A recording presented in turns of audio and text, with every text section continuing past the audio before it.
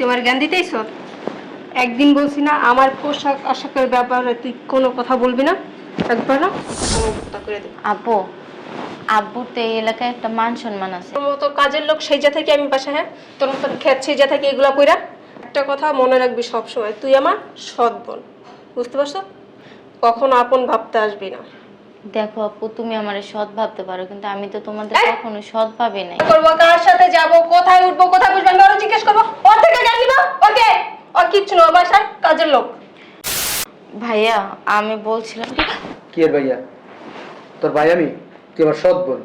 সৎ বোন কোনদিন বোন হইতে পারে না। সৎ বোন কি? বুঝতে পারছি, আর করতে হবো না। কুকুরের লেজ আছে না এরকম বাঁকা, 12 বছর যদি টানা বাইন্দা রাখোস না, ছেড়ে দিবি আবার বেকা। ভাইয়া আমি মদ খাই না, গাঁজা খাই না, কি করি? কিছু করি না। তোমারে কতদিন বলছি আব্বা আমারে 1,50,000 টাকা দাও, আমার 1,50,000 টাকা দাও, একটা ব্যবসা করি। না, তুই ব্যবসা করতে পারবি না, তুই ব্যবসা বুঝবি না, তুই টাকা নষ্ট করে বলাবি। আমি কি ম্যাচিউর হই নাই?